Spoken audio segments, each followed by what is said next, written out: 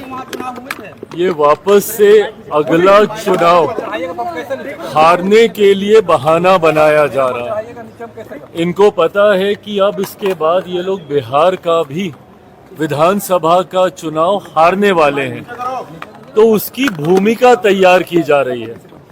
और ये भूमिका इन्होंने हर बार जब जब चुनाव हारे हैं तब तब नए बहाने तलाशने का काम किया। अभी तक ईवीएम पे ये लोग पूरा ठीकरा फोड़ने का काम करते थे कि भैया ईवीएम फिक्स्ड है, ईवीएम की वजह से हम लोग चुनाव हार रहे हैं। अभी तक ये चलता था। अब वो बहाना पुराना हो गया, तो अब इन्होंने पिछले चुनाव से, महाराष्ट्र वाले चुनाव से अब एक नया बहाना, जिसका इस्तेमाल इन लोगों ने दिल्ली में भी करने का काम किया। अब उस बहाने के तहत ये लोग क्या कह रहे हैं कि फर्जी वोटर तैयार किए जा रहे हैं और जिसकी वजह से हम लोग चुनाव हार रहे हैं। भैया 55 साल तक आप लोग आज़ादी के 70-75 साल के इतिहास में 55 साल तक आप लोग सत्ता में आप लोग रहे। उसके बाद अगर आज देश की जनता आपको नकार रही है तो जरूरत है आत्ममंथन करने की, ना कि बहाने तलाशने की, जो कि राहुल जी कर रहे हैं। सिर्फ और सिर्फ बहाना ये लोग तलाशते हैं कि इस वजह से हम लोग चुनाव हारे। अब ये मान के चलिए कि इन्होंने बिहार विधानसभा चुनाव में भी अपनी हार स्वीकार कर ली है, और आज जिस तरीके से एक अखबार में बड़ा सा अपना आर्टिकल छपवा कर इन्होंने उसके लिए एक नया बहाना तैयार कर लिया है।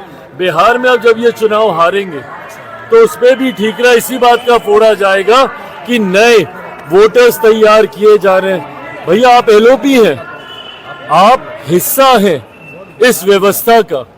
जब चुनाव आयोग को जब चुना जाता है, जब इलेक्शन कमिश्नर को जब चुना जाता है, इन तमाम प्रक्रिया में आपकी भूमिका रहती है।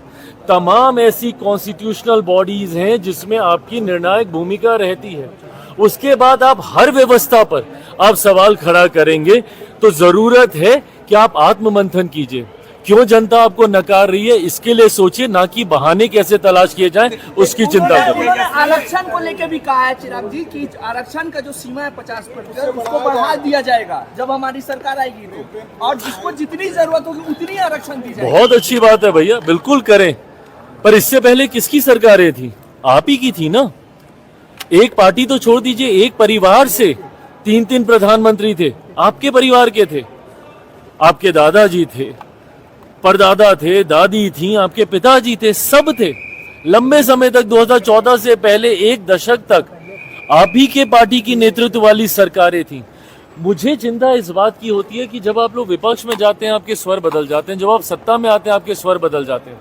आज जितनी चिंताएं हैं व्यवस्था को लेकर, सबसे पहली बार सीबीआई किसी सरकार का तोता है, ये किस सरकार में कहा गया था? किसकी सरकार थी उस वक्त?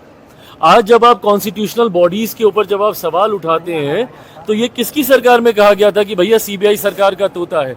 आप ही की सरकार में, यूपीए गवर्नमेंट थी उस वक्त, उसी वक्त कहा गया था कि भाई ये सरकार का तोता है।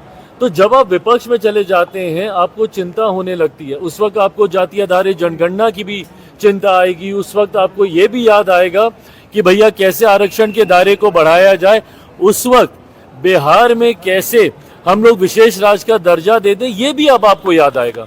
तो जब 10 साल तक आपकी सरकार थी उस वक्त क्यों नहीं आपने तमाम व्यवस्थाएं बना ली? आज सिर्फ और सिर्फ ये चुनावी झुंझुना लोगों को दिखाने से नहीं होने वाला। लोग आपकी हकीकत जान गए और इसीलिए कारण लोकसभा का चुनाव तो आप हार ही रहे हैं। एक के बाद एक अलग अलग राज्यों का चुनाव भी आप हार रहे हैं, और आने वाले दिनों में बिहार भी आप हारेंगे, बंगाल भी आप हारेंगे, असम भी आप हारेंगे। कह रहे हैं सरेंडर प्रधानमंत्री, राहुल गांधी कह रहे हैं कि सरेंडर प्रधानमंत्री, हर बात पे सरेंडर कर देते हैं। जाति जनगणना पे सरेंडर कर दिए, सीज फायर पे सरेंडर कर दिए। किस बात की मतलब ये बहस है? देश के प्रधानमंत्री हैं वो, ऐसे में इस तरीके से उनके ऊपर निजी टिप्पणी करना, मैं कतई इसका पक्षधर नहीं रहा हूं। आप नीतिगत विषय उठाइए ना, बोलिए जो आपको कहना है, बट इस तरीके से प्रधानमंत्री जी के नाम से एक तुकबंदी बनाते हुए, ये छोटी राजनीति है, इन सारी चीजों में नहीं पड़ना चाहिए। सवाल खड़ा कर रहे हैं आपराधिक घटना को लेकर, लगातार कह रहे हैं कि हर दिन रेप और बलात्कार और क्राइम। देखिए बढ़ती आपराधिक घटनाएं, crime capital of India India का टाइटल देके गए हैं बिहार। बढ़ती आपराधिक घटनाएं हम लोगों के लिए भी चिंता का विषय है। मैंने भी बिहार सरकार से, मुख्यमंत्री जी से इन तमाम विषयों को लेकर चिंता साझा करने का काम किया। संतोष इस बात का है कि जो अपराधी हैं पूरी तत्परता के साथ उनकी धरपकड़ कैसे हो, इस पर भी प्रशासन मुस्तैदी से कार्य कर रहा है। पर इन आपराधिक घटनाओं को नियंत्रित करने की जिम्मेदारी भी बिहार सरकार की है। ऐसे में जब विपक्ष सवाल उठाता है तो मैं उम्मीद उनसे ये करता हूं कि अगर बिहारियों के ऊपर अपराध होता है तो ये चिंता इस व्यवस्था से जुड़े हर व्यक्ति की होनी चाहिए, सत्ता पक्ष हो विपक्ष हो। कैसे हम लोग इसको नियंत्रित करें, मिलकर हम लोग को कार्य करने की जरूरत है। सरकार और प्रशासन, इस बात का मैं विश्वास जरूर दिलाऊंगा। देखिए, बिहार सरकार का मैं हिस्सा नहीं हूं, मेरा कोई विधायक नहीं है जो कि नीति पॉलिसी मेकिंग प्रणाली का हिस्सा हो, बट हाँ, बिहार सरकार का हम लोग समर्थन जरूर करते हैं।